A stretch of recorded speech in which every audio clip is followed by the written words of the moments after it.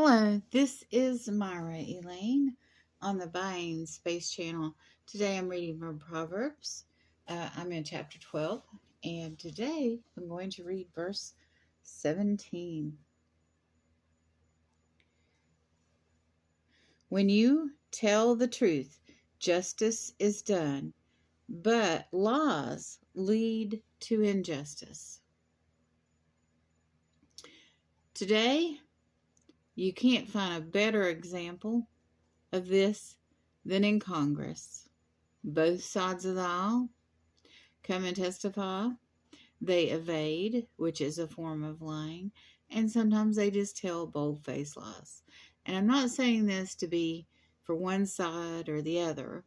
If you don't believe me, go watch a congressional session, and no matter who's talking, check it out.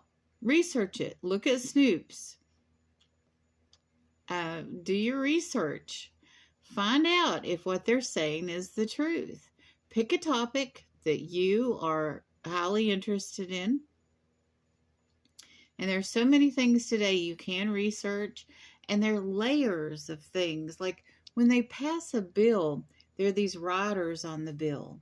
So the bill isn't really about maybe what's on the face of the bill, but it's pleasing some billionaire because of that rider that's written, say in the Patriot Act. Section 304 of the Patriot Act is quite interesting and in-depth, and I won't go into it.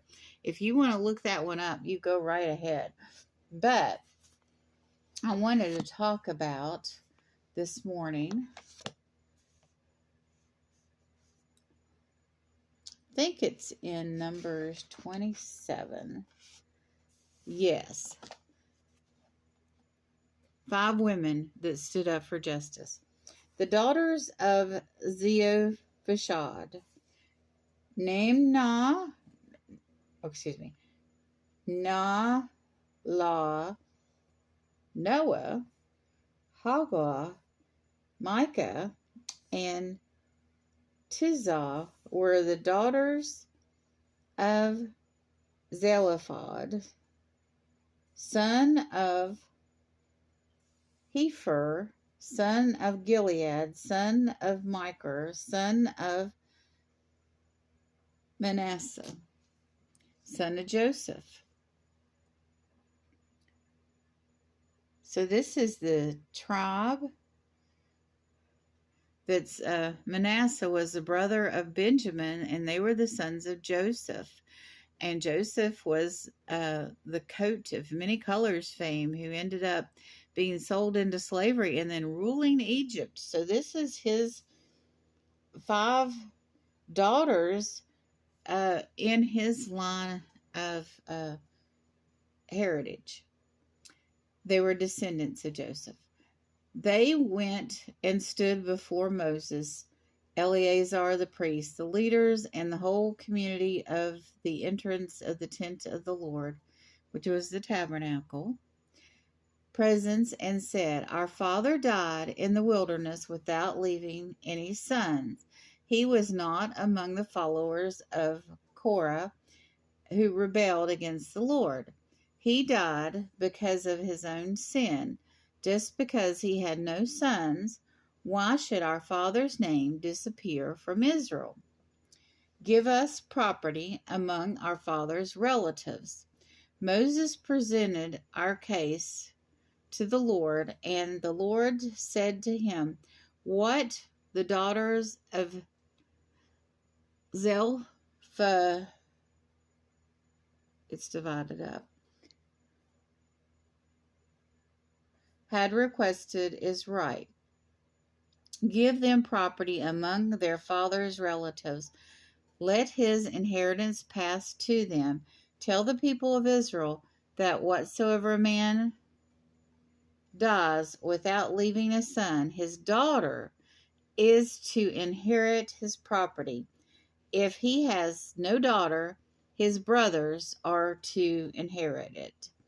If he has no brothers, his father's brothers are to inherit it.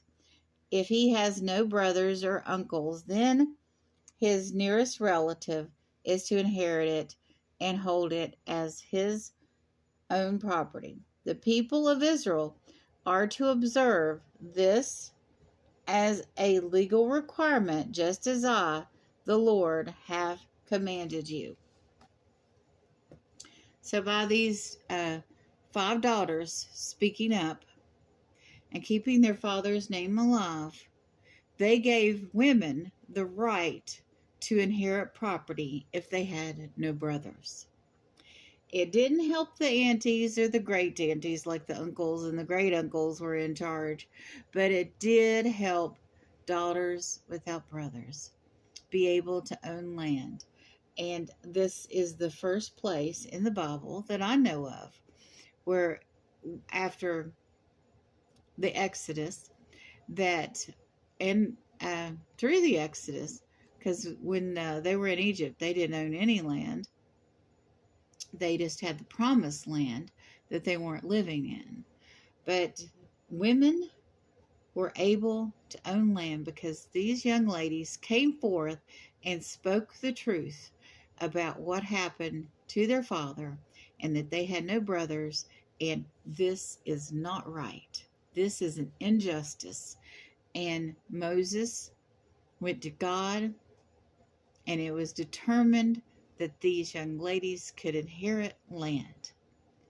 And that's this whole society was very matriarchal, and that was a step forward for women in the Old Testament.